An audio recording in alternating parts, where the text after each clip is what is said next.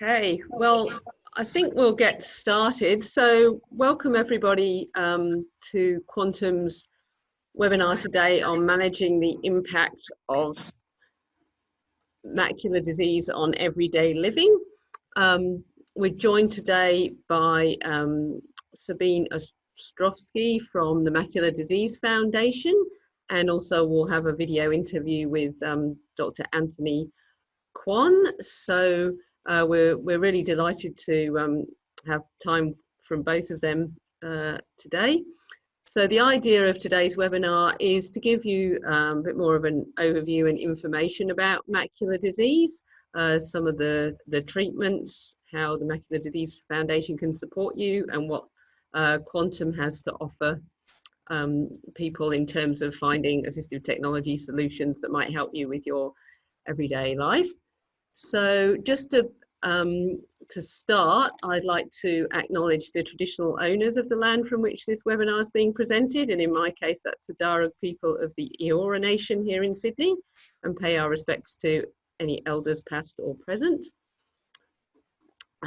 Just a bit of webinar housekeeping. If you've not joined one of these types of sessions before, your microphone will be muted during the webinar, but we will have a question and answer session at the end. If you do have any questions, please put them in the Q&A section or the chat. You can click on the chat bubble or the Q&A bubble, or if you're a keyboard user, use Alt and H and type it in there and we'll get to those. And we are recording this, and we'll make the link available afterwards. And I have put, there was when we send around the recording, there might be a short survey as well, just to get an idea who's been joining us today and how we might be able to help. So a bit of an overview of today's session. So first of all, I'll give a bit of an introduction to Quantum. We will then have a presentation and overview by Sabine Ostrowski. We've then got a little video with one of our current customers, Helen Beange, about how macular disease has impacted her and her story. We've then got a video with an interview with Ophthalmologist Associate Professor Anthony Kwan from the Queensland Eye Institute, where he goes through a few questions with Peter Cracknell from Quantum about macular disease and treatments and things. And then Peter Cracknell, who's a manager in our Queensland office, with the capable assistance of Leanne, is going to be presenting some of our assistive technology up there, and then we'll have a Q&A session. So who are Quantum? So for those of you who may not know us, we're an assistive technology provider. We've been around for well over 30 years and started out manufacturing braille equipment, but now we're a distributor of assistive technology and we're nationwide. We do have site support centres where you can visit by appointment. We've got one in the south of Sydney in Kirrawee with Jeff. We've got the Thornley Centre where I am in Sydney in the north. We've got one in Melbourne that's currently in Hampton East, but it's due to move, so we'll keep people in touch with that. And we've also got Spring Hill in Brisbane where Peter and Leanne are. But we also do have other consultants around the country, for example, in southern Queensland, northwestern Queensland, and that look after Tasmania and all the different states. So, and shortly we'll have someone for South Australia. So wherever you are in the country, we can hopefully help you. So how can we help? Well, we've got a wide range of assistive technology devices that Peter will explore more thoroughly later to help anything from magnifiers to things that will read to you. And we can work with you to find out what might suit your needs, whether it be trying to read the newspaper, whether you need to recognize faces out and about, read signs, whatever it is you need to do, we can work with them and hopefully find some sort of solution. We are an NDIS registered provider, if that's relevant to you. We've also, people have been able to get things through their My Aged Care funding sometimes, Veterans Affairs, Gold Card holders, through Job Access for those in the workplace and education, and we can help. or if people are just purchasing themselves. So no matter your funding source, you can access us.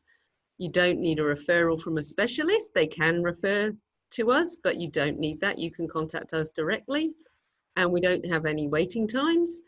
And we work with people of all ages, so from children right up to people over 100 we've seen. So you can visit one of our site support centres by making an appointment if one's close to you, but we do also often have the option of trialling some of the equipment in your home or workplace or school, either in person or by telehealth, depending on where you might be in the country or what works. And we can work with you if you've got occupational therapists or other providers that are trying to help you. We can work in with them, particularly if you need assessments for funding and things. So, and we can also provide training. We don't, unless you want us to, we don't just necessarily send out equipment and leave you to use it by yourself. We can show you how to use the devices, and we can also keep you up to date because the technology is always changing, keep you up to date by newsletters and web sessions like this webinar. So I will now be handing over to Sabine. So today we have Sabine Ostrowski, who's the National Manager for the Healthcare Programs and an optometrist for the Macular Disease Foundation. And she'll be giving an overview of macular disease, what it is, what some of the treatments might be, and how it impacts vision, and also how the Macular Disease Foundation assists people.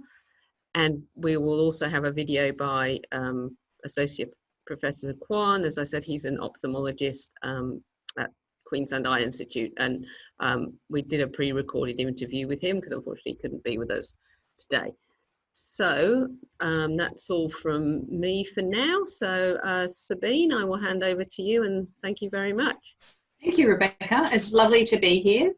I am, as Rebecca said, the National Manager for Healthcare Relations with the Macular Disease Foundation, and I'm also an optometrist, so I bring that to today's talk. Now, hopefully you can all see my screen okay. Everything is running nicely, beautiful. So today we're going to be talking about age-related macular degeneration, and it's a mouthful, so I will be referring to it as AMD. Oh, sorry, Sabine, we've got it in your notes. Oh, I beg your pardon. Rather than the full screen. Okay, let me just switch the share. Should be on this screen here. You can see it now. There we go. Yeah, that's great. I don't know why it flipped back. Sorry. No, that's all right. So before I start today's talk, I always like to remind people that I haven't examined your eyes and I don't know your history. So all of the information is of a general nature. And before you make any changes to your diet or lifestyle or the way you're being managed, you always want to talk to your GP or your eye health practitioner. So today's talk, we're going to be focusing on what is age-related macular degeneration, who is at risk, what you can do to reduce your risk factors and perhaps improve your outcomes. And we're going to talk a little bit about the stages of AMD as well, because that will impact on how you can manage your disease, as well as ways that the Macular Disease Foundation supports people living with all types of macular disease, not just AMD. So firstly, it's really important to understand that AMD is actually the leading cause of legal blindness in Australia. So 51% of people who are legally blind have AMD, and that at 50, 1 in 7 people will already have some sign of AMD, and that by the time they're 80, that will have increased to about 1 in 3. The other really important thing to know is that 1 in 4 people who have AMD out in the community are actually unaware that they have it. And that's because often in the very early and intermediate stages, there may not be a lot of symptoms. And so people are unaware unless they're having eye tests regularly. And if you compare AMD to other forms of eye disease that can affect vision, for instance, glaucoma or cataract, you can see that it takes the big chunk of the pie. So age-related macular degeneration. The age-related part we understand. As we get older, there are various things that start to deteriorate, and certainly with age, we get more of those. Degeneration we also understand. So, you know, I have a knee that's slightly tweaky after too many years of tennis. But what is the macula and where exactly is it? So I want you to have a look at this image on the right-hand side. So that's what we call a cross-section. So if you were to cut my eye in half this way, that's what it would look like. And when you're seeing something or looking at an object, the light from that enters the eye via the pupil. And it's often said that the eye is much like a camera. So in the camera, the pupil would be like the aperture that allows the amount of light in or out. In our eye, it's the pupil that controls the amount of light getting in. The light then travels through the lens of our eye. So that's just like in a camera lens, it focuses things. And that's where cataracts can develop. So often people aren't quite sure where they are. That's where you can develop cataracts with age. And then the light continues to travel through the center of the eyeball, which is filled with this clear jelly called vitreous, and lands on this inner pink lining. So you can see the inside of that eyeball is completely covered in this pink lining, which we call the retina. And this is the photosensitive part of the eye. And if you're thinking about the camera analogy, that's the film in the camera. So what happens is when the light lands on the retina, it gets changed into a little electrical signal and then sent via the optic nerve, which is that big thing sticking out the back of the eye, to the brain, where it's processed in the visual center. Now, if you go to the optometrist, often you'll have a photo taken nowadays. And so on the left-hand side of this image, you can see that that pink lining of the retina is all on the inside there. You can see the squiggly blood vessels. You can see that large, round, white optic nerve. And then there's this little red cherry spot, and that is the macula. So it's this tiny little area, 5.5 millimeters in diameter, but it's super important because it's your central vision. So when you're looking at someone's face, that's the part of the eye that you're trained on, the macula. When you're looking at fine detail or a prescription bottle, that's the part of the eye that you're using. When you're looking at color, you're also using your macula. So over time in AMD, there's some sort of dysfunction at the macula and you start to lose that central vision. It doesn't affect the peripheral vision, the outside vision, just that middle bit. Now, AMD has 3 stages, and I like to talk about that briefly because the stage at which you're at will determine what type of symptoms you have and perhaps what you can do to reduce your risk of it progressing. So the 3 stages include early, intermediate, and late. And in the late stage of AMD, there are 2 types, and we'll touch on that in a moment. So you're now looking still again at that cross-section of the eye from before, and now we're taking that little segment from the macula and we're going to turn it around. So in this image, you can see now we've taken that little piece of the macula. So what is early and intermediate AMD? What's happening there for you to lose your central vision? Well, what happens is in the normal process of seeing, there's always some type of waste product that's produced. And normally in the eye, there is a group of cells, which I like to call the garbage truck cells, which take that waste and dump it into the bloodstream, which is at the bottom of that picture that you're looking at. So in a normal eye, all the waste products are removed. However, in AMD, there's some sort of breakdown in that dump truck layer, in the garbage truck layer. And so the waste doesn't get removed and it starts to accumulate under the retina, and that's called drusen. And it's a sort of waxy protein that builds up over time.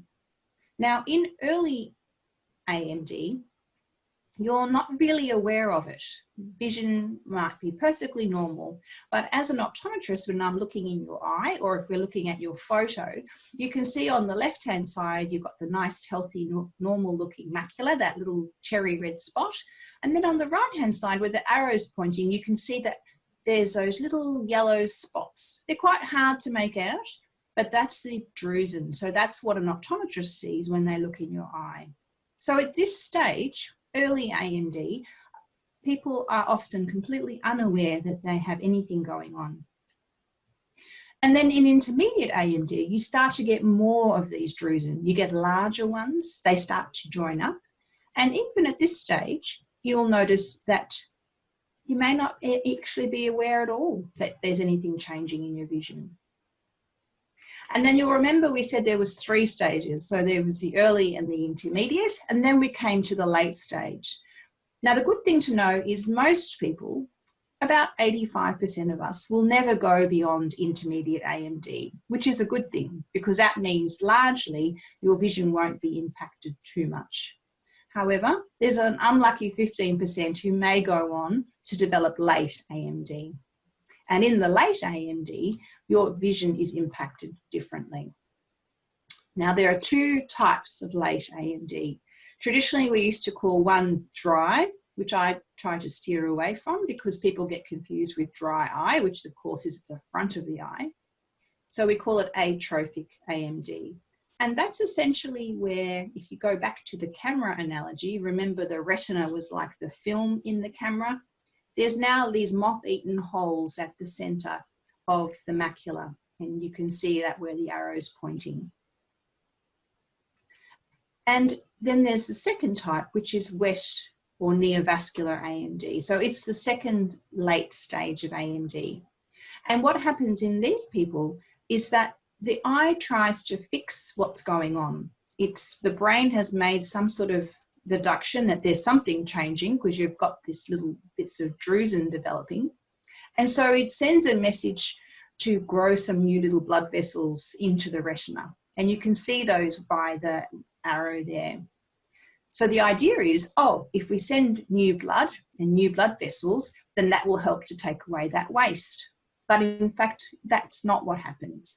These new vessels are quite leaky and they start to leak fluid into the retina, and it's quite devastating to vision. So someone like who has a wet AMD might come into my practice and say, oh, Sabine, something terrible's happened. It's as though someone has got an ink dropper and dropped ink into my eye. So it's quite a sudden and scary experience for people. However, not everyone notices. So I have had patients in the past where that's happened in one eye, but because you have 2 eyes and the other one compensates, they're unaware. So even at this stage, people can often be unaware. So what are the symptoms that you should look out for? Well, the first thing is having difficulty distinguishing fine detail. So you have your new glasses on, they're clean, you've got good light, and you're trying to read something quite small and it's still not distinguishable. Now, that can be a sign of lots of other things too, but if you notice that and it's new, it's always good to talk to your optometrist. The second thing to look out for is distortion. So this is a really important one because this might indicate that you've developed some type of wet or late AMD. And so what may happen is you might be in the kitchen and you're looking at the tiles on the floor and there's a bit of a wave in them. Or you might be looking at the TV screen or the edge of the TV and there's a little bit of a wave in that. I always like to tell a story of a couple that always come to see me every year. Her name is Peter and his name's Pete. And Peter has wet AMD and she also has a real love-hate relationship with her counsel. So one day she came in and she said, oh, Sabine, I'm so irritated with my counsel. And I said, well, what have they done now, Peter? And she said, they've painted the lines in my street, but they're all wavy. And her husband, Pete, who's sitting at the other end of the room, said, that's not the street, that's your eyes. And so she has wet AMD. And when she's looking at things, it's as though there's a drop of water sitting on that camera film. It's distorting what she's seeing. And then there's a third type of symptom to look out for. And that's when you start to notice that when you look directly at something, you're just not seeing it. So sometimes it might be a black spot, but not always. Sometimes it might just be a sense that you can't really quite make out what you're looking at. And if you look a little bit to the side, that you can see a bit better. So if you ever have any of those types of symptoms, it's really important to speak to your eye health professional, whether that's an optometrist or an ophthalmologist, and just have a chat to make sure there's nothing's changed. And so this is a short little film just to show you what it might be like for somebody, because often as sometimes carers of people with AMD get a bit frustrated because they're like, well, you can see that thing over there in the distance, but you can't see this. And that's because, of course, it's the central vision only. So by scanning, people can still see other things. And I guess that's the good thing. You're never going to go completely what they call black blind, that people like to call it.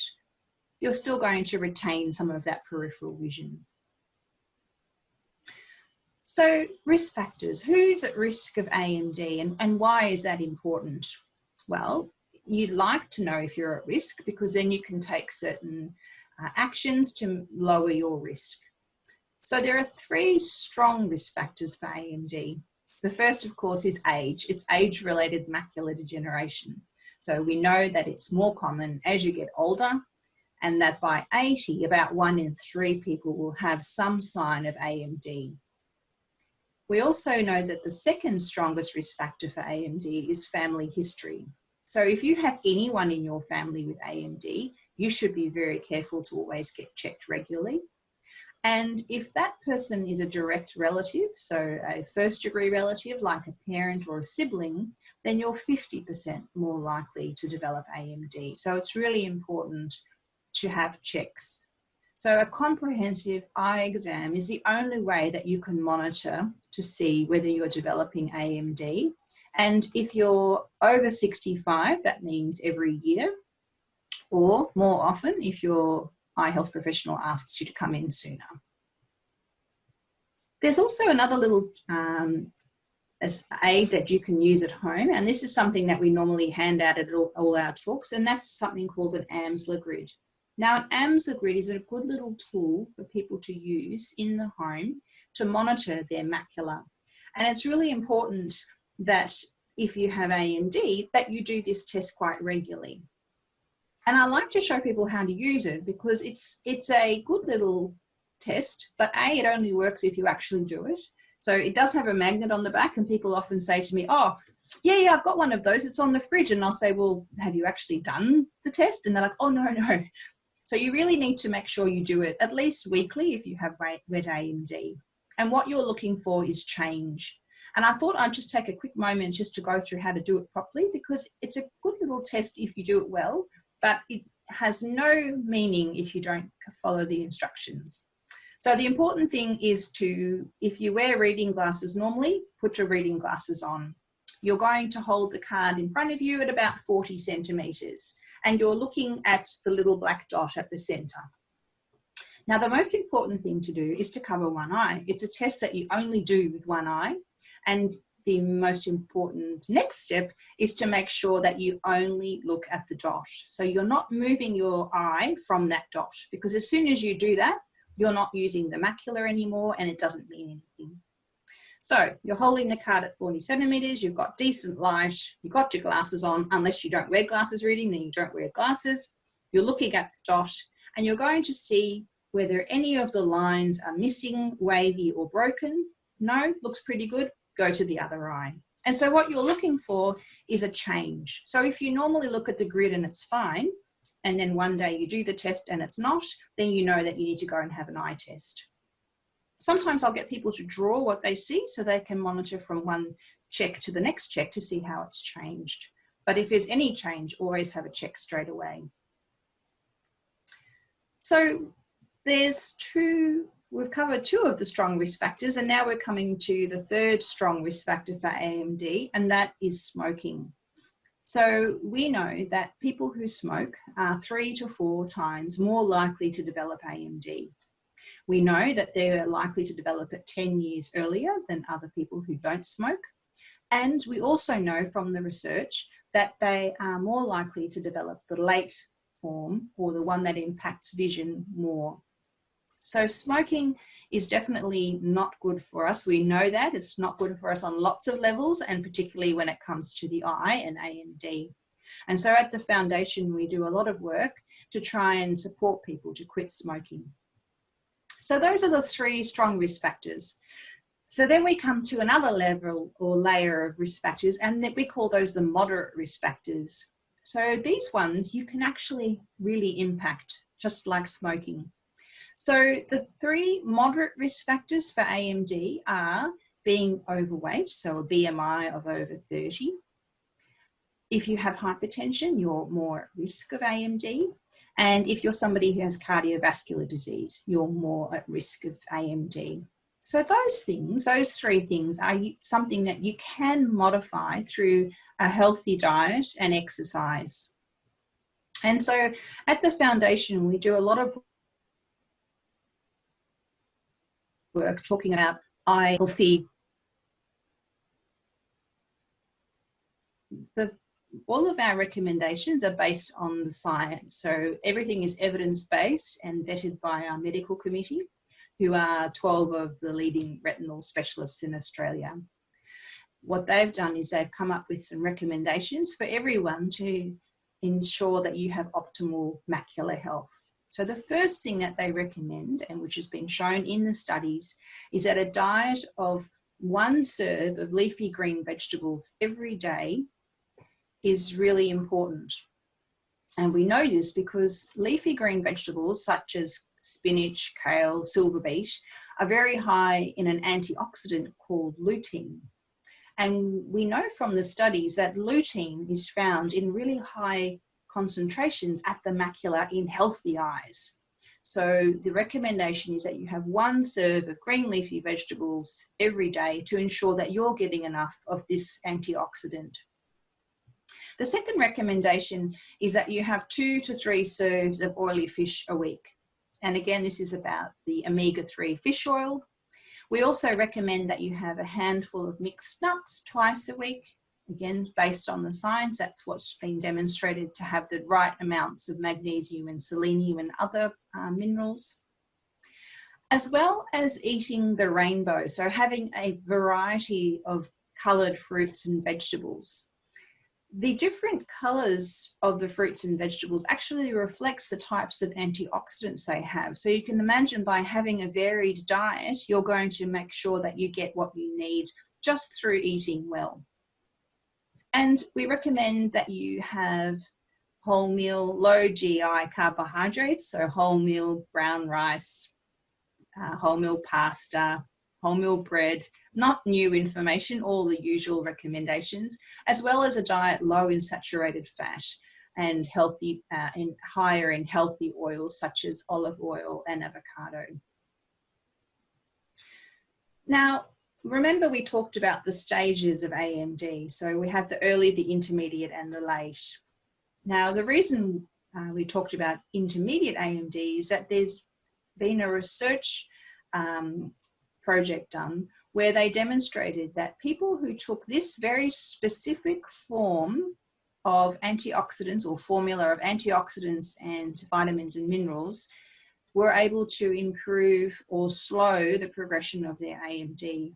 So these supplements, which we refer to as AREDS 2 supplements, have been shown in the research to slow the risk of progression by 20 to 25%.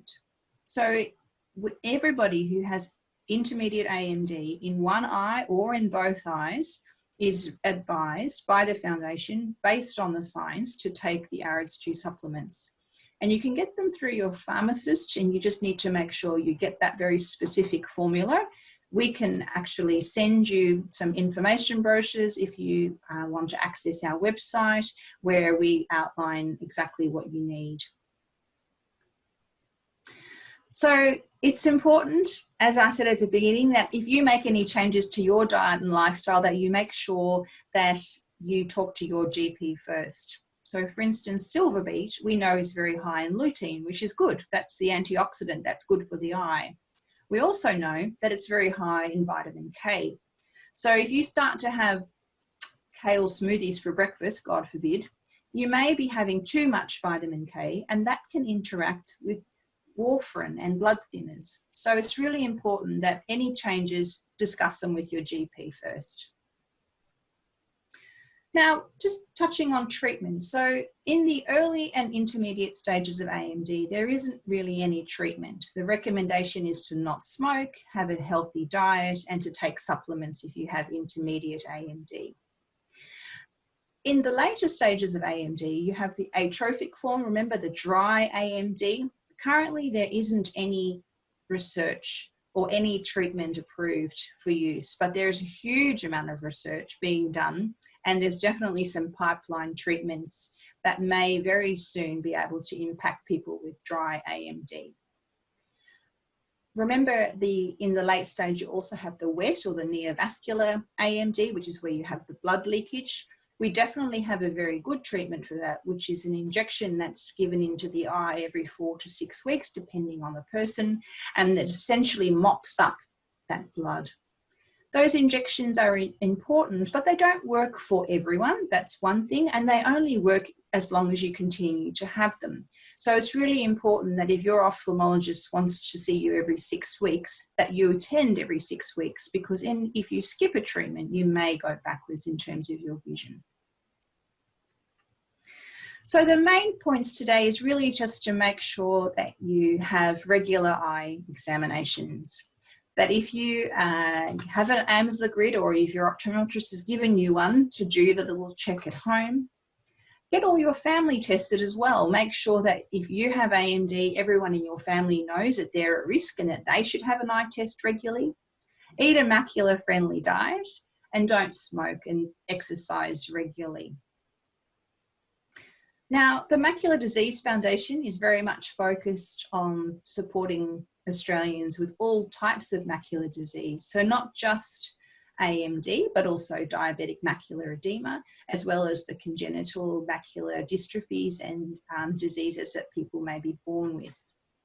And our focus is to reduce the incidence and impact of macular disease. And we do that through 4 pillars of work, which I'm going to touch on briefly before we finish. So the first of our pillars of work is to reduce to prevention and early detection. So we want to make sure that people are getting, know that they can make the changes that may improve their outcomes. So part of that is Macula Month, which is why this webinar is running today. So Macula Month is an MDFA initiative that was started to heighten awareness of AMD, the fact that it's the leading cause of legal blindness, and that we support people with AMD. The second part of our work is the supports and services. So our supports and services are quite varied. The important thing to know is we're a non-for-profit. We don't sell anything. We are very much about just supporting people through provision of good information, which is evidence-based.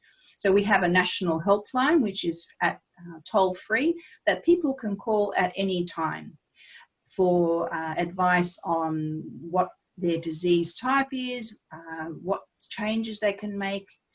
Sometimes people will want to know about what clinical trials might be available. We can advise them on that. Often people, when they start to have their vision impacted, we can talk about the types of low vision providers such as Quantum that are out there to help support you and to keep you working and doing the things you love. We also help people understand the NDIS and My Aged Care, which are quite complex systems. And we also have peer support. So we understand that vision loss is very scary and isolating. And we have developed a series of different peer support groups for people around Australia.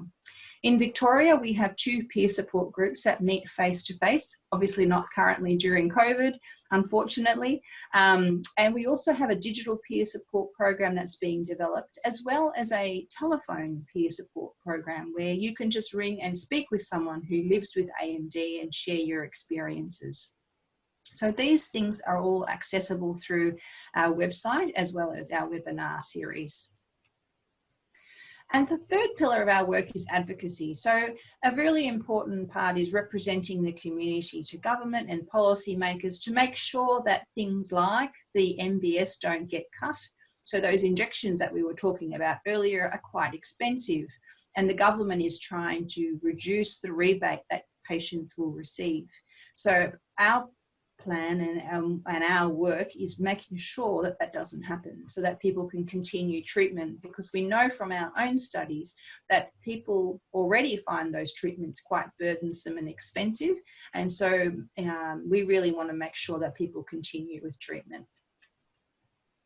And then the last of our pillars is research and data. So we have a research grants program, and that since 2011 we have donated or granted more than $4.1 million of grants to 21 different research groups around Australia, all looking at the macular and macular disease and possible treatments and causes. And part of that, of course, is also making sure that we provide really pertinent and peer-reviewed information for people. So this is one of our campaigns. This is the Check My Macula that some of you may have seen. It's a quick quiz that we released, and during Macula Month, it's really just trying to get people to identify whether or not they are at risk of AMD. So for any further information, or if you have any specific questions, you can email me at info@mdfoundation.com.au. There's the national helpline that I was referring to, so you can ring that number during business hours and ask any type of question that you like. And in fact, if you're ever at your optometrist and you're wanting to get more information from the MDFA, you can just ask your optometrist or your ophthalmologist to refer you to us. So then we can start engaging with you and making sure you have access to all of our free support. So that brings me to the end, and I just wanted to say thank you so much. I really appreciate the chance to speak with you all today. Well, thank you so much, Sabine. That's great. So our next section, and there was a question for you, so I hope you can stay till the the end. But yeah, we'll get to that. So our next little segment is a pre-recorded video with one of our clients who is 94. She did ask me to share her age and living in her own home. Dr. Helen Beange, just talking about her session. So I'll just do that for you now.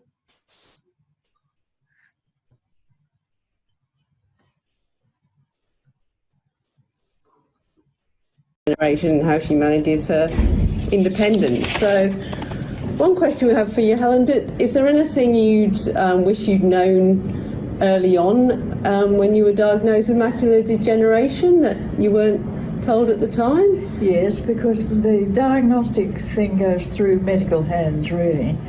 And one of the things that doctors were not then very good at doing was telling you anything about any of the ancillary services. So I had absolutely no idea what I could get in the way of help, which was not, you know, medical help. And at that stage, there was no cure at all for macular degeneration. I had the wet kind, so that nowadays I would be able to get injections for it, but in those days there was just laser treatment, really. So that's what I heard about. Mm-hmm. But I would like to have known that there were non-government organisations and that there were organisations which were commercial organisations which would provide you with assistive devices. And I heard nothing of that from the medical people, who really didn't know much about it, I'm afraid. Really hope that's improved. Oh, okay. That would have made all the difference. You know, instead of saying to me, you know, you're going to lose your vision, you're not going to go completely blind, but you won't be much of a reader, which opened a chasm beneath me that I wished I could sink into and never return, because almost the most important thing in my life was being able to read. Oh, yes. So nobody ever said, look, there are things that you can get, or that you can get magnifying devices, or you can get books read to you from daisy players and so on. That's what I wish I'd been told. Oh, can you give us any examples of how it's affected you, for example, and how you've overcome different challenges related to your vision? I mean, I know you've been studying Latin and do all your correspondence on the computer and things. Studying Latin was a big thing. I would hate to have given that up. Mm-hmm. And I would have hated to have given up, you know, looking things up on the computer and so on. So I suppose that would be the main thing I would like people to think of. Knowing how to use a computer, even in the most amateurish way. I was not at all technically adept, let me tell you, really clumsy with everything, with all technology in fact, but just being able to use a computer made all the difference to me. And I really urge everyone to try to, if they've got a real challenge with their vision, the main thing that will help them is the use of the computer and other uses of artificial intelligence, because that's just adding to what you can do in every single way. Oh, yeah, that's lovely. And what have you used to help you manage your sort of everyday tasks and maintain your independence? I mean, I see you're still living in your own home and well, I suppose you can see looking around the study that first of all there's a computer, and there is a very large desk-sized magnifier, and that's the thing that I use every day. I've got it there every day. Just today I've been looking at old family photographs with my son. Yep. And I've also got there the iPhone. The iPhone, absolutely terrific, of course. I mean, I couldn't keep appointments or know where I am or anything without the use of the iPhone and the calendar on the iPhone. Even ordering groceries. I mean, I hardly do any shopping now. I've got some help. People are wonderful and do shopping for me. But to try to remember what you've run out of, writing down notes is no longer possible to me, Rebecca, because I can't read my own writing. Oh, sure. Yeah. So what I have discovered is that if I talk to Siri on the iPhone and say, this is my grocery list, and then give it to the supermarket, and it comes. So that's probably, from the day-to-day thing, the most useful thing. That and the calendar on the iPhone. Oh, wonderful. And one other question. So having had several devices over the years, when you were looking at different devices, did you prefer to go into a clinic or have the option of seeing things in your own home?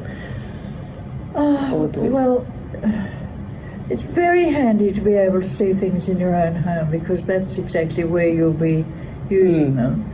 But seeing them in the clinic gives you a greater choice, of course. So I think both are very important. I wouldn't say, going to Quantum and looking at what was available there was great. Is there anything else you'd sort of like to say to anyone that either people that are allied health people or other people who've been diagnosed with macular? Any advice you'd have? Just talking about the allied health, let me say that the very important to me have been the occupational therapists that could come.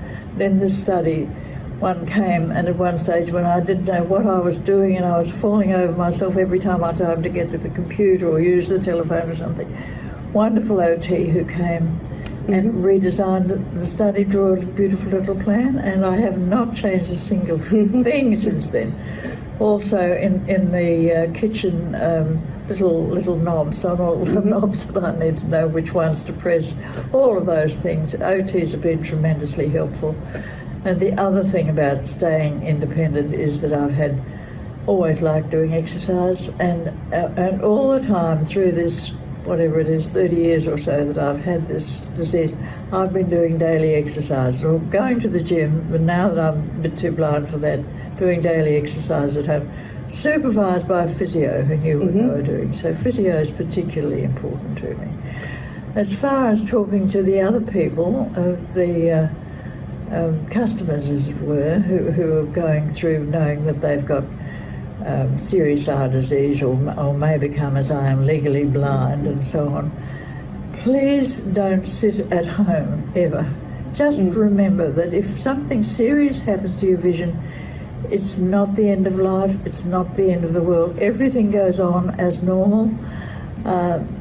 When first of all I was very suddenly blind, I looked at all the bills that had come for that month and said, well, what do they expect me to do with it? I can't read any of this, I can't possibly pay them.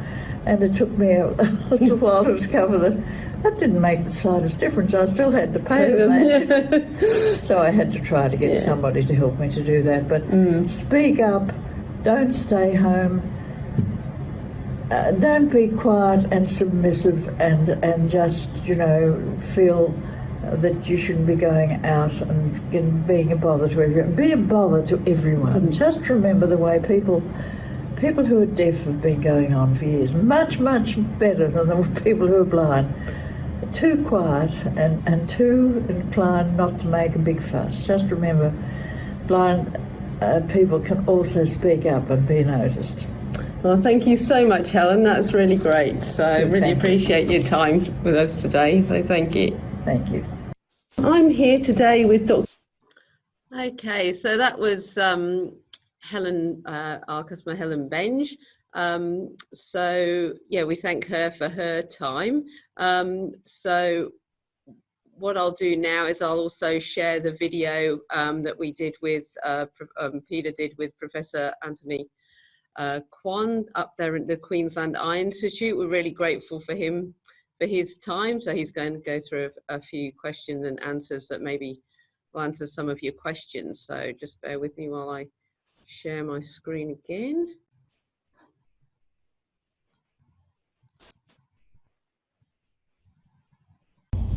Well, thank you very much, Professor Kwan.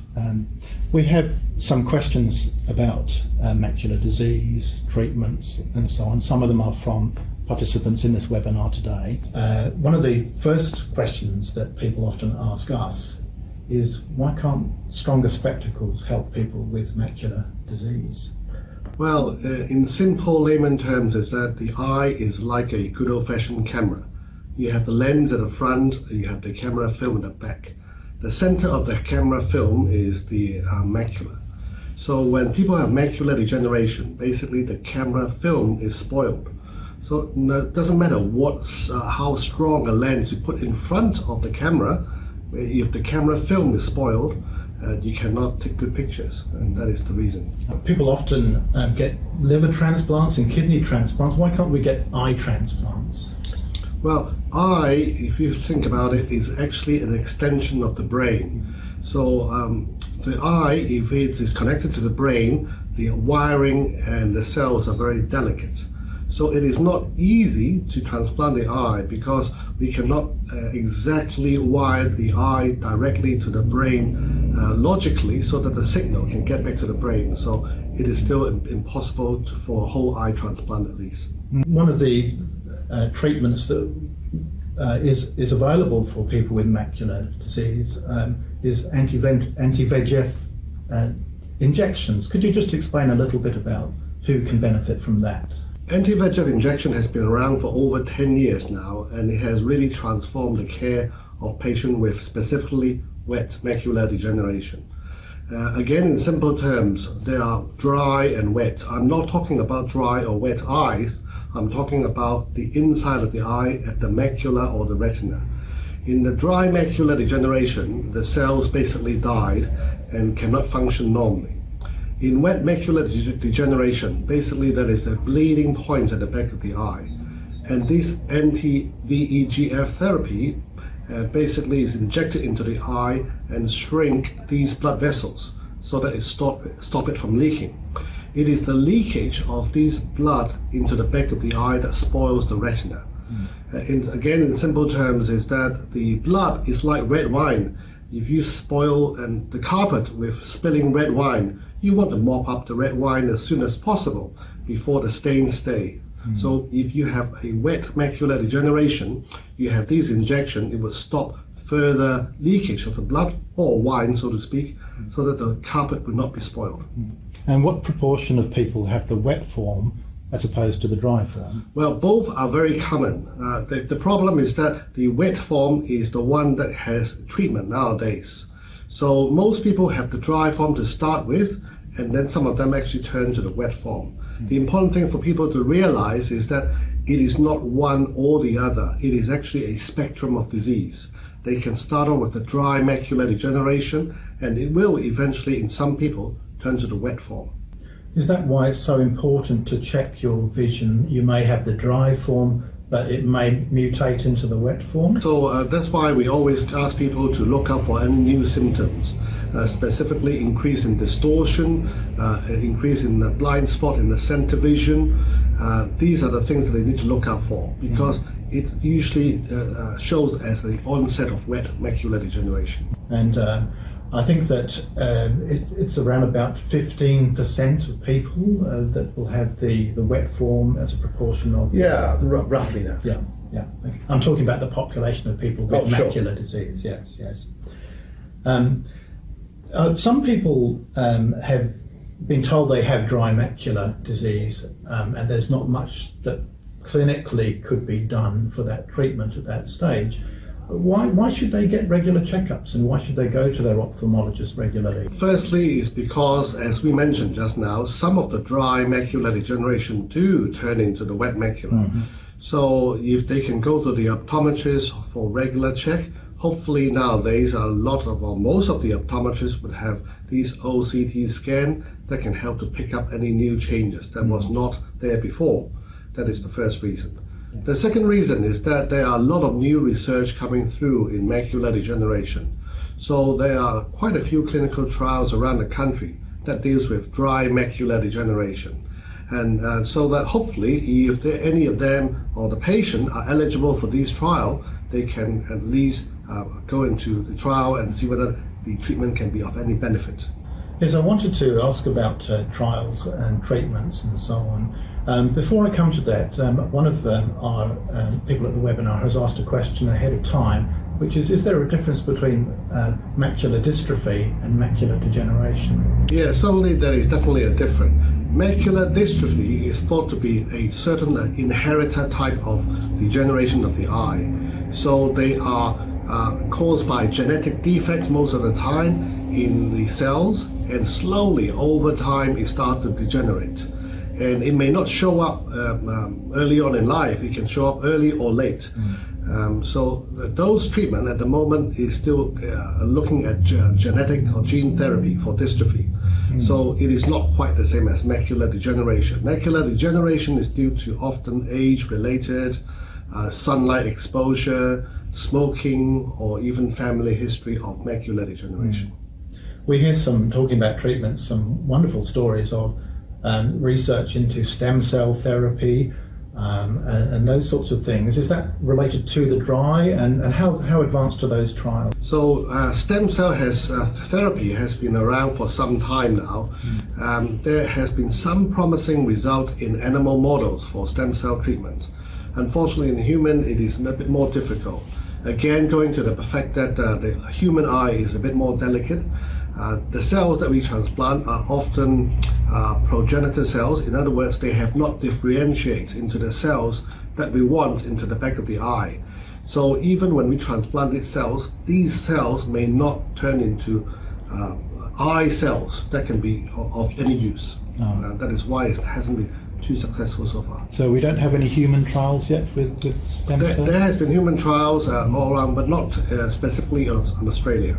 So it may be a few years off before we have that's right. a proper treatment. Correct. Somebody else asked, what about the bionic eye? Is that a possibility as well?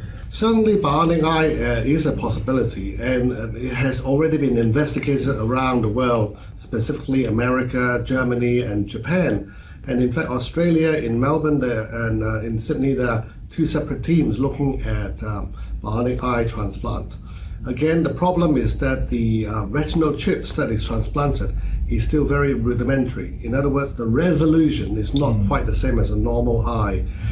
The resolution is the one that determines how well you can see the details. So there is no details in those bionic eyes at the moment. Well, I'd like to thank you very much, Professor Kwan. That was very, very interesting, and I hope it's of value to the participants in today's webinar. Thank you very much. Okay, so that was Professor Kwan. So hopefully that's answered some of your questions. And again, we really thank him for his time.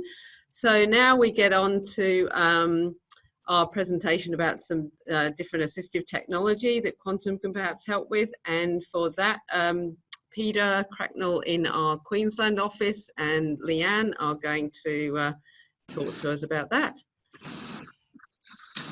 So thank you, Peter. Hello, everybody. Hello.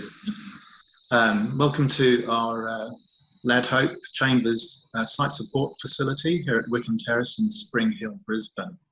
I'm joined here by my colleague Leanne Landers. Lansdowne, sorry, Leanne. Leanne is our customer service coordinator here. She is very much involved with this demonstration space and assisting our customers. They often come walk-ins. We do prefer people to come by appointment so we can manage the space better and so we don't get double ups and so on. I spend a lot of my time, as do my colleagues Michael Palmer and Nick Powell, on the road, visiting people in their homes and their schools and their workplaces. So it's a mixture of taking equipment to people or people coming here to see equipment laid out. Today we'll be giving you a brief overview of just some of the aids and equipment that people can benefit from to help them live their daily lives, to read and perform hobby work and so on, to write. We can assist in those spaces. Obviously we can't assist with things like driving or those sorts of things, but we certainly can when it comes to reading, writing and just managing everyday materials. So in a moment I'm going to swap over the camera and Leanne will be my cameraman, and we'll go through some of the aids and equipment here. Okay.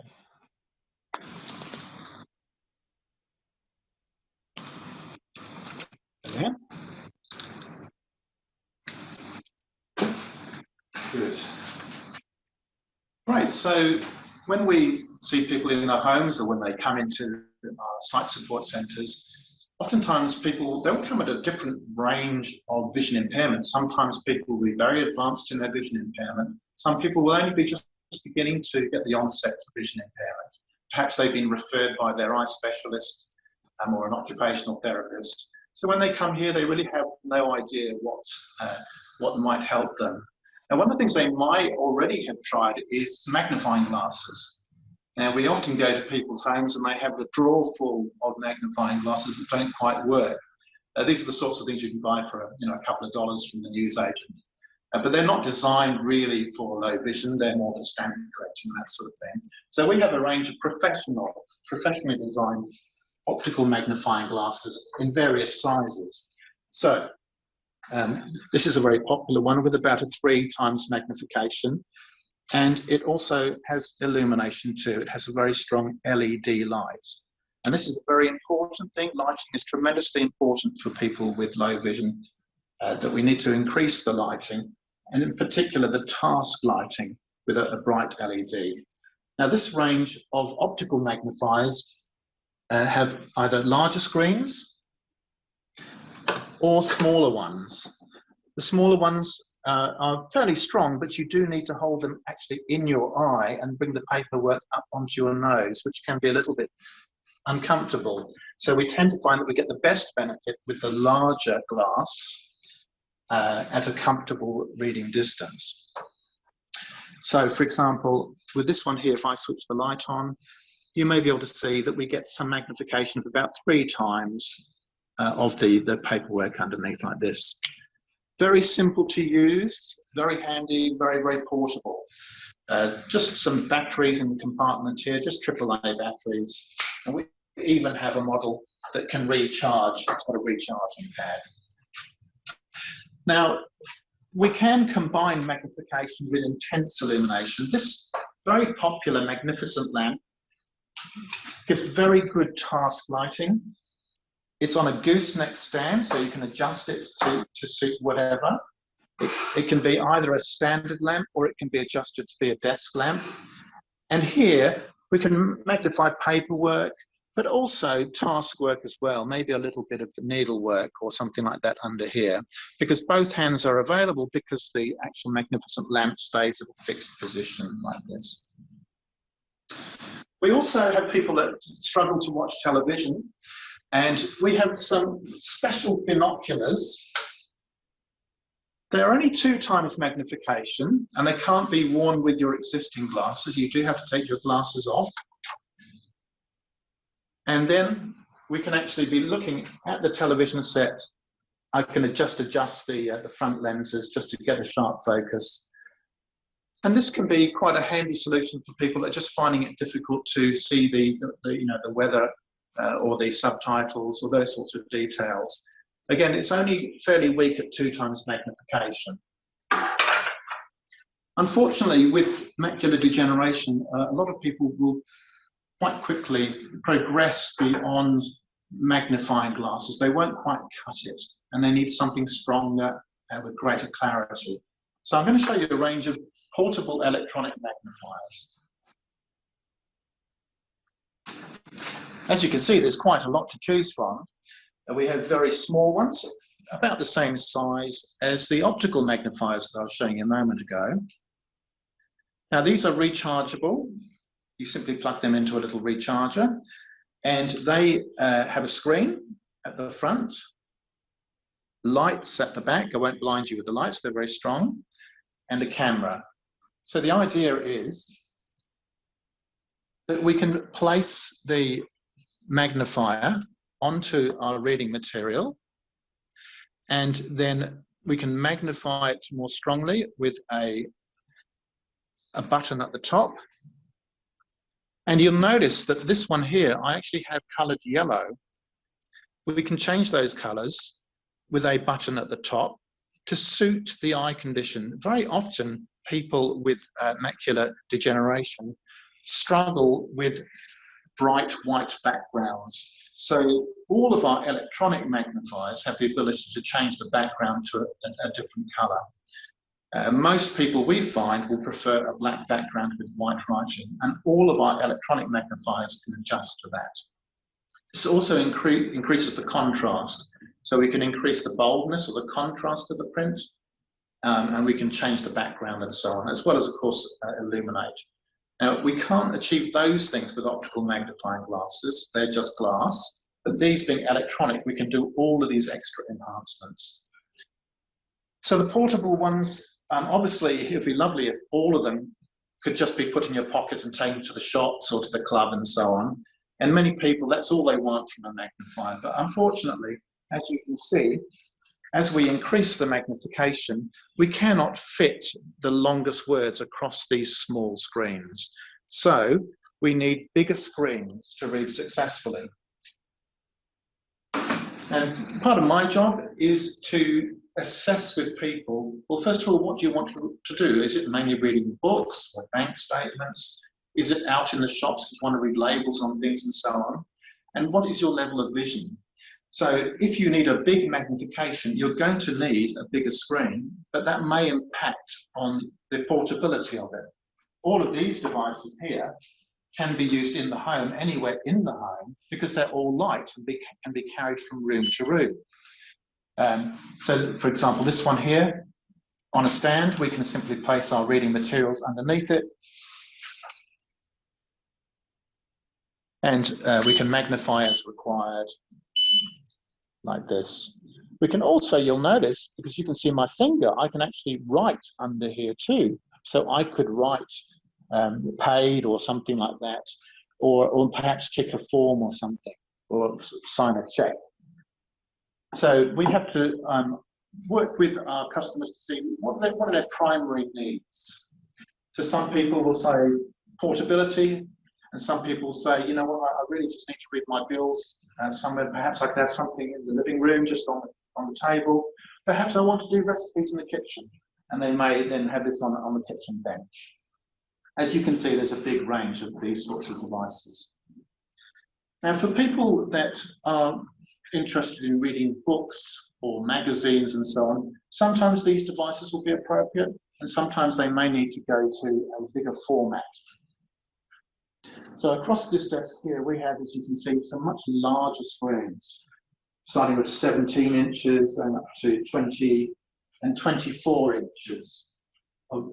Now, the advantage of a large screen, of course, is that with a simple dial control, we can get up to very large magnifications. We can change the contrast, of course, as I mentioned before, and we can have a sliding tray at the bottom of the machine so that we can more easily move wider documents, books and so on, and read very comfortably just by sliding the platform at the bottom. When we're with people, we try to find the approximate best magnification for them, their preferred coloured background and so on. And we give them some tips about reading as efficiently as possible.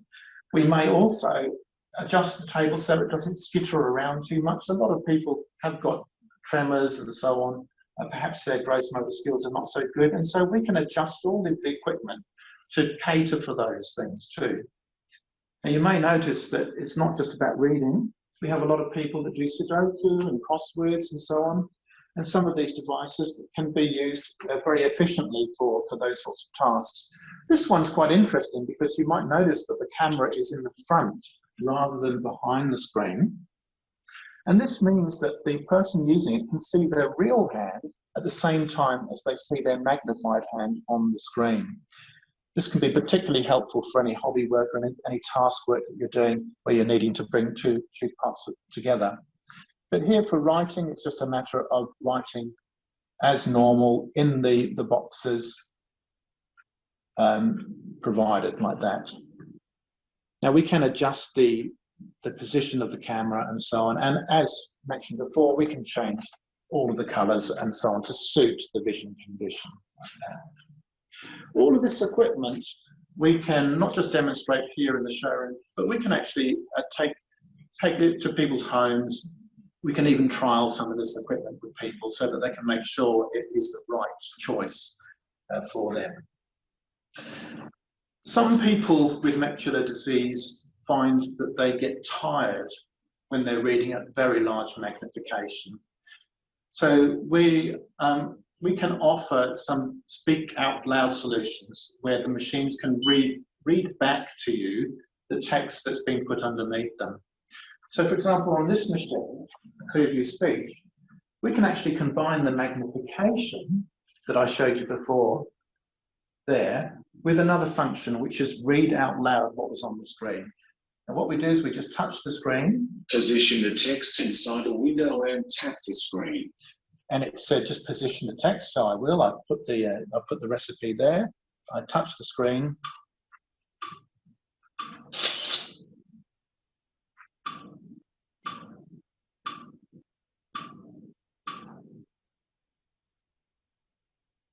"150 grams potatoes, peeled and diced 200. And I'm just going to pause it there for a moment. And you'll notice that I paused it by just touching the screen where there's a play pause button. All of these controls are very simple. They're very obvious. Pause and play, volume, and the speed at which he speaks. And we can also magnify. Zoom in, zoom in, zoom in. We can magnify the image as well and continue. 200 grams tinned salmon, drained sea salt and freshly ground black pepper, 1 bunch parsley, washed and cut. And if I wanted to move on, let's say I'd already done that part of the recipe, I can just push against the screen and push up to somewhere else. From a cold water start, boil the potatoes until tender. Drain and mash. Mix this. Now that's a male Australian voice. We can change the voice. And again, the way of doing that is we go into a menu system. And there are some tiles presented. Some are to do with saving your work, some to do with changing the view, and one to do with changing the voice. Changing voice. Australian English, Tyler. Another Australian voice. Changing voice. British English, Serena. And in addition to English voices, we can also have Italian and German voices. This won't translate from English to Italian, but if you put Italian text under here, it will speak it back in good Italian. I know this because some of our customers, actually that's exactly what they do. They get correspondence or magazines from Italy or Greece, and they simply switch the language and have it read back in their natural language.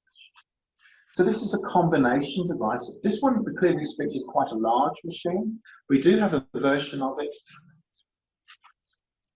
with a much smaller screen that does much the same thing. So this would be for moving from room to room, or perhaps when you're going on holiday or staying with somebody. And the Clearview Speech would be your regular machine at home on a desk somewhere. Now, there are, of course, some people who cannot benefit from any degree of magnification. They can't see anything on the screen, but we can still use that text-to-speech function to help them to manage their everyday reading. So, for example, this device is called a Clear Reader, and it does not have a screen. In fact, it resembles a radio, and the idea is that you place your reading material just in front of it, There are some controls for volume. There's a volume control here and a speed control. And there's a pause and play control.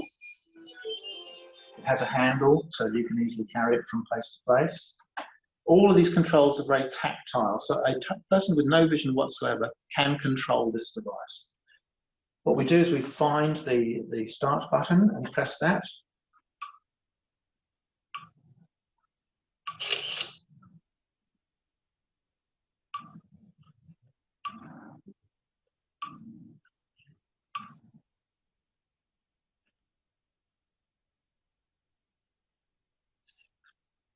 And when it starts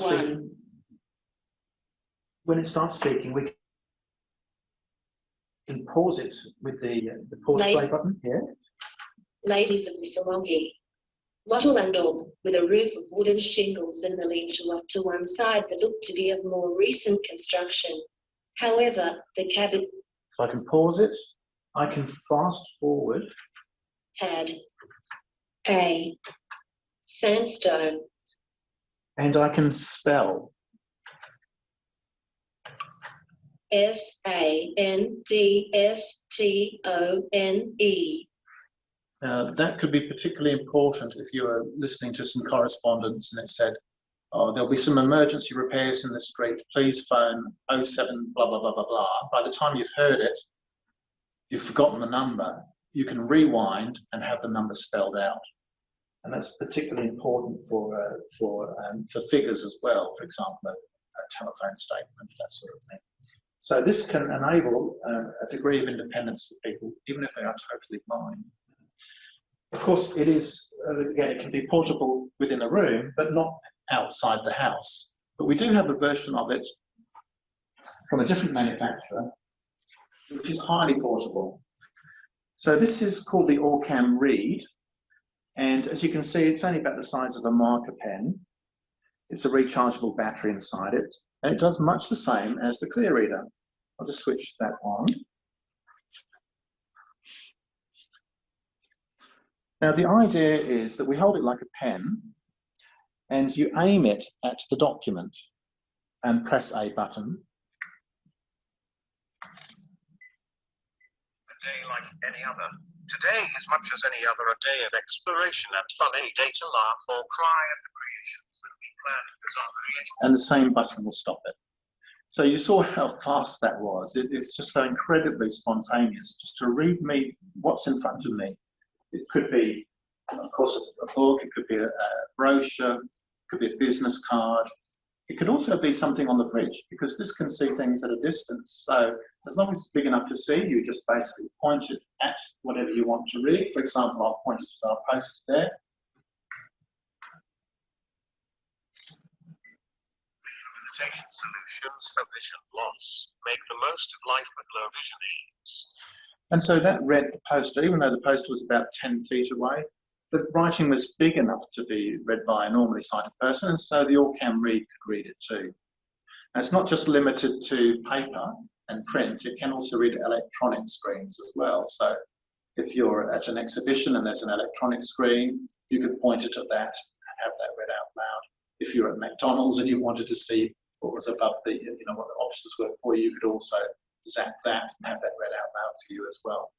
In the shops, in the pharmacy, you could pull something off the shelf, just photograph it quickly, and then it would read the instructions from the packaging, the label, pricing, and so on. So that's the Orcam Read, extremely handy just to put in the pocket and carry it around. We have another version called the Orcam My Eye. Now the Orcam My Eye is even smaller than the Orcam Read. And this it does the same thing with extra features too. So in addition to reading, as we showed you with the Orcam Read, it can be clipped to a pair of spectacles. Now these can be your own spectacles. We actually fit a clip to spectacles here, magnetically connects, and then of course your hands are free. I'm actually going to clip it to my spectacles. I wear a lanyard just in case I drop it, so like that. So just clip to my spectacles, and then the same idea, but with a difference. I can actually use my pointing finger to say, you know what, I want to readjust this. So I just go point. A day like any other. Today, as much as any other, a day of exploration and fun, a day to learn more. And when I want to stop, I just put my hand out like that, and it sees my hand and it stops reading. And there are some other gestures too as well, but all controlled in a very natural way, very discreet. You could be wearing this in public, you could be reading hymns at church and that sort of thing. Of course, I had the volume quite high because I wanted you to hear it. Normally, the people would have the volume lower, or if they wanted complete privacy, they could have a little earbud, and then only you would hear what this was saying. Now, another feature of the Orcam My Eye is the ability to recognise people's faces at a distance. And this is something that people often say to me with macular degeneration, that they really struggle to recognise people's faces because of the central vision loss. And so this has a big impact on their socialisation. They feel inhibited about greeting people. And so the Orcam My Eye can actually just pipe up as somebody approaches with their name. So as Leanne comes towards me, it will recognise her face, and just in my ear, it will say, Leanne. Now that will give me an opportunity to say, hi Leanne, how are you going? Instead of, sorry, I can't recognise you. So this Orcam can store up to 150 faces. It can also, if it's an unknown person, it will just say there's a man or a woman or a child in front of you. Other features are it can look at barcodes in supermarkets, and it can recognise Australian currency too. So when you hold a note up, it will tell you it's $20, 20 Australian dollars and so on. I think you can see that's a range of devices that could be extremely helpful for daily living. One thing that Helen Beange mentioned that was very big for her was using a computer. And she uses a program called Zoomtext on her computer so that she can magnify the screen and have it spoken out loud. And I can demonstrate that here on the computer that we have here. So one of the issues that we have with computers is that the writing is very small, the icons are very small, people cannot make out the little symbols at the top here. But running the Zoomtext program,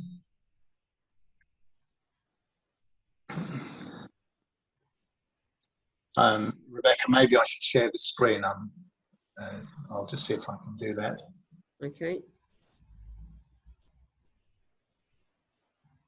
I'll just maybe we'll just do it live like this if that's coming out clearly. Is that coming out? Yeah, I can see that. We might need to get a little bit closer, but there we go. Okay. Now, what's happening is the screen is the same size, but the Zoomtext program is now magnifying everything on the screen. I'm going to make it a little bit bigger. And I may also just turn my speakers on as well. All right, I might leave that for the moment. So now you'll see that everything, including the tiny little icons. No, I may just have to turn that off.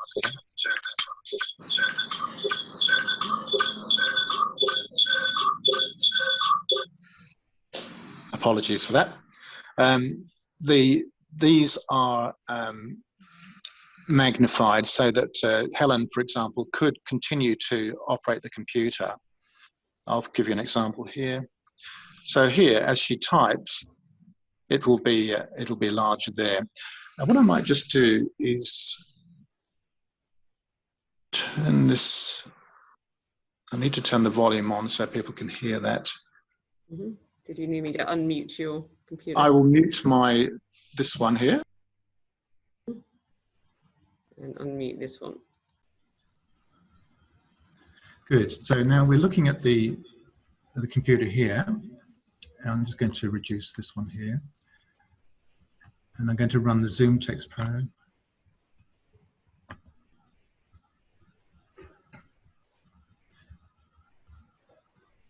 Now hopefully I'll be able to demonstrate it speaking at the same time.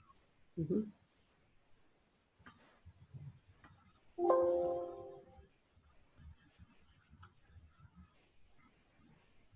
Zoomtext enabled. Zoom search. Yeah, we can hear that. Good. Word. Half blank document. So Zoomtext is echoing back what I'm focused on, and as I type, I'll make it a bit bigger. 1.6, 2.5. Hello. My name is Peter. And that's speaking as I type, so I can see I've made a mistake or not. But also, when I go up to the little icons at the top, I can actually see them better. And they can also be spoken out loud as well. This could be, of course, an email, or it could be a website, and it can be read out loud from top to bottom, or any paragraph I want. And this kind of software, Zoomtext, can enable people with macular degeneration to continue to use computers. I'm just going to change the microphones now.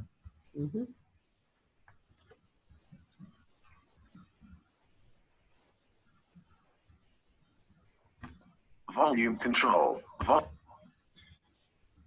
Can you hear me okay? Yes, yeah. Right. All right. Well, that gives you an overview of some of the things we can do for people with low vision. I think as we're running out of time, we need to move into the questions and answers. And Rebecca, you'll have been compiling some questions from the participants. Should we move to that now? Yes, certainly. So I'll just share my screen. Yeah,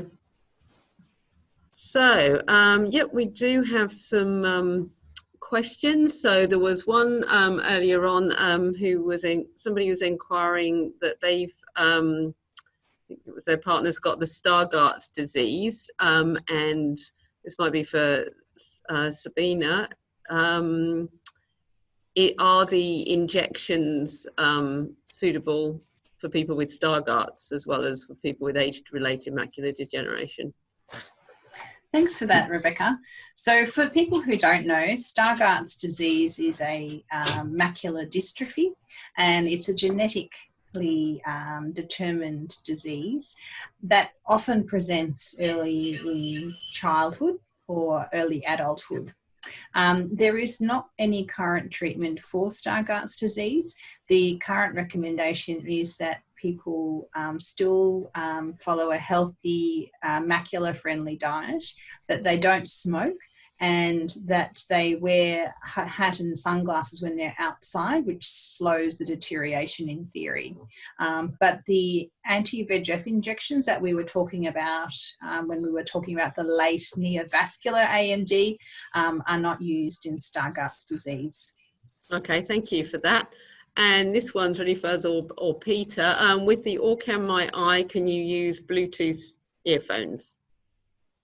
Yes, you can connect to Bluetooth headphones or earbuds. Sorry, we're getting some feedback there. Okay, still getting feedback? Yes, the Orcam can connect via Bluetooth to earbuds or headphones, and some very good quality Bluetooth headphones can be really beneficial for people, especially if they've got a hearing loss as well. Yes. Thank you for that. Are there any other questions that anybody has? I think Sabine answered one that we had that was about the supplements and antioxidants and things, so that was covered during the talk. Yeah, do put things in the chat if anyone else has got any questions. Sabine, I might just ask, here's another one. Are there assistive technologies for second language users that can read Arabic or Chinese characters? Yes, there are. I was with a lady yesterday. Not yesterday, just the other day. She's a native Chinese speaker, and we tested a couple of options where, again, remember this doesn't translate from English to Chinese. She had some Chinese, and we were able to place it under the equipment, and it was able to read it back in in good Chinese. Of course, I took her word for it because I don't speak Chinese. I believe there is some text-to-speech available for Arabic, but I really would have to check on that. Certainly, with the Chinese, I believe it is the simplified Chinese that it can read. But again, we can access the supplies and the equipment to work out the very specific languages that are available. Yeah, I think I checked, and there is one of our, I think it's one of the MagniLink devices has Arabic as an option at least. So yeah, we do have at least one. Again, I don't know whether we know the accuracy of it, but yeah, there's hopefully things available. Another one, do you have examples, instructions of vision scanning techniques that were mentioned earlier in the presentation? I don't know this one. I think that one relates to what I was talking about, that sometimes when people look off center that they can see better because they're using their peripheral vision. Mm-hmm. What's interesting is there are orthoptists in Victoria who work with a technique which trains people to find that point of good vision and teaches them how to utilize it. There's an orthoptist called Natalia Kelly, who's in Victoria, who works with a Mayer machine. And essentially what she does is she trains people to find that good bit of vision, and then they get used to looking not directly at something, but looking perhaps at 3 o'clock or whatever works for their disease state. So there are orthoptists who do work in that area in helping people to find that sweet spot of vision, if you like to call it that. Oh, that's great. Thank you. And I might just mention one thing. I know when we've been to the macular disease talks before, it might be worth mentioning there's the Charles Bonnet syndrome. Sabine? That's a great one to bring up, Rebecca. So Charles Bonnet is a syndrome that people with vision loss experience quite commonly, but are very loath to disclose to anyone. So it's a situation where when people have vision loss, the brain starts to show them images that are not actually there. So it's like a type of visual hallucination, if you want to think of it that way. And so you can imagine when that starts to happen, it can be quite scary for patients, and they're often quite reluctant to mention it to their families and their clinicians because they think they're going crazy. But in fact, it's a very normal part of losing vision. It's a lot more common than is reported. And often the images that they see are quite interesting and don't make sense. Sometimes they're threatening, but normally they're not. And often people will learn to accept them, and they often will find that if they turn their attention to something else, the images will regress. But it can be distressing when you don't know what it is. And there is an organisation in South Australia called the Charles Bonnet Foundation who have a lot of information about that. But the Macular Disease Foundation Australia also has a really great fact sheet about that. So if you know anyone who's experiencing that and wants more information, you just need to go on our website. Well, that's great. Thanks, Sabine. And yeah, when we send up the follow-out email, we'll send the Macular phone number and website as well, so people have got access to that. Yeah, so if there aren't any more questions, I will put up our contact details. I'll just share my PowerPoint again. And okay, so once again, thank you so much, Sabine, and we're really grateful to Professor Kwan as well for being involved in these sessions, and of course Peter and Leanne in Queensland for showing all the equipment and being involved in the organisation.